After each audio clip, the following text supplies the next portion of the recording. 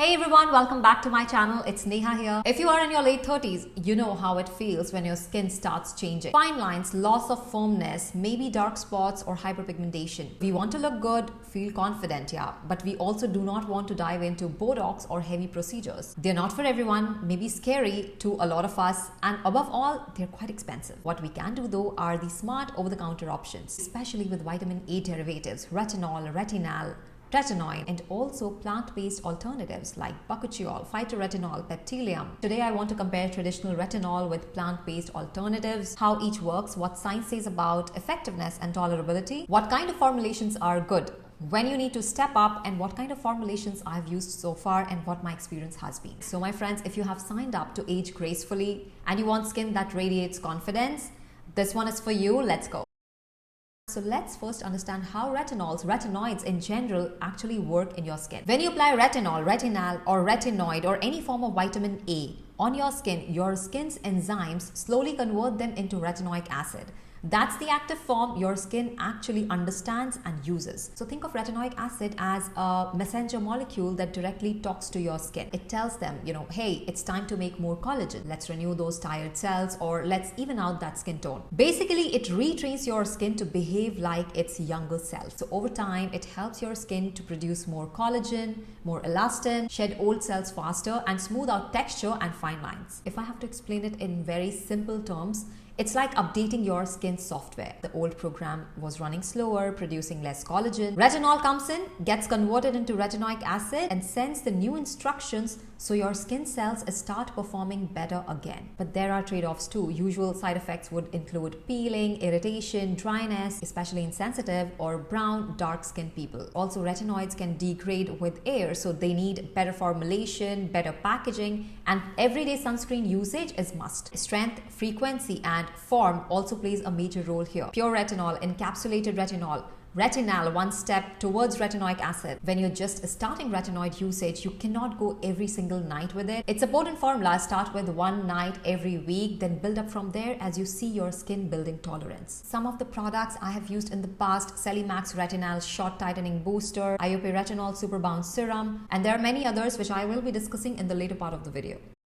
Now moving on to the plant-based alternatives and understanding how they work. The most studied plant-based alternative here is Bakuchiol. It's a phytochemical that's derived from the seeds and the leaves of this plant called Soralia coralifolia, also known as Bapchi plant. So unlike retinol, these don't have to convert into retinoic acid inside the skin. Instead, they send a similar kind of message to your skin cells, almost like speaking the same language, just in a softer tone. They tell your skin to make more collagen and elastin fibers, the stuff that keep your skin firm and elastic. Studies have also shown they have the potential to calm down inflammation. They also tell your skin to protect itself from oxidative stress that comes from pollution, stress, or just everyday life. They also tell your skin to gently renew old skin cells so your skin texture looks fresher and smoother. So while retinol is like your strong gym trainer, very effective but can be tough on your skin at first, Bakuchiol and other phytoretinols are like your calm yoga instructor, still pushing your skin to improve but in a gentler, more balanced way. The results may take a bit longer, but your skin often feels calmer, less irritated, and more comfortable in the process. And one thing to note here before we go further into the video, there are fewer clinical studies supporting the benefits and effectiveness of Bakuchiol as compared to the traditional retinols. There are many other options out in the market, alternatives that are hybrid, that are combination either of different kinds of retinols, or they are a combination of retinol with Bakuchiol, which buffer irritation and gives you the same kind of benefits. A study published prospective randomized double-blind assessment of topical Bakuchiol and retinol for facial photo-aging conducted 12-week study with 44 participants, compared 0.5% Bakuchiol cream twice daily versus 0.5% retinol cream daily.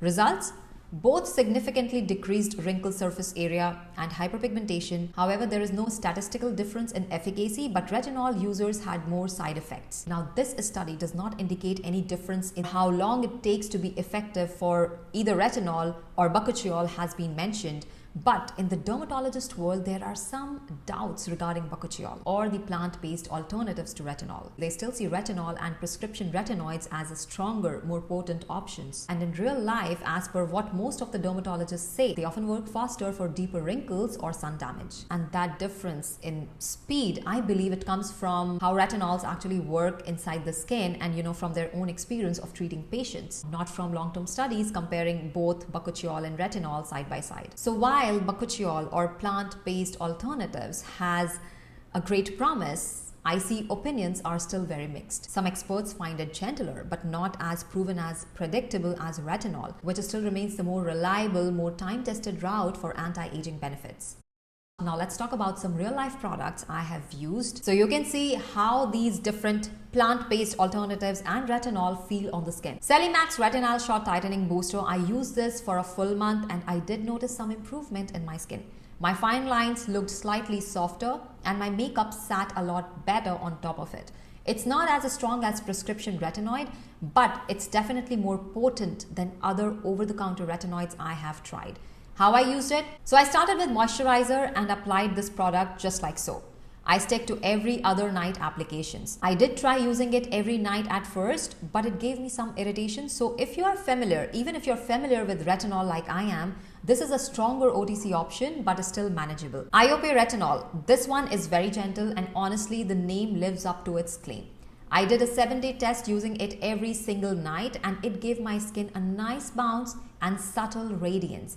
It contains 4 different retinol forms, including granactive retinoid and bioseletonoid, which is why it's considered a good example of a hybrid or blended retinol product. It's gentle enough for daily use even if your skin is on a sensitive side. Vishtrend Bakuchiol Night Cream. This is a hybrid formula with vitamin A retinol plus Bakuchiol. In theory, this kind of combo can give faster results while being gentle on the skin. I used it for 6 weeks. And while I can't say it fully delivered on all the wrinkle reducing claims, especially on my neck, it did leave my skin feeling plump and moisturized with zero irritation.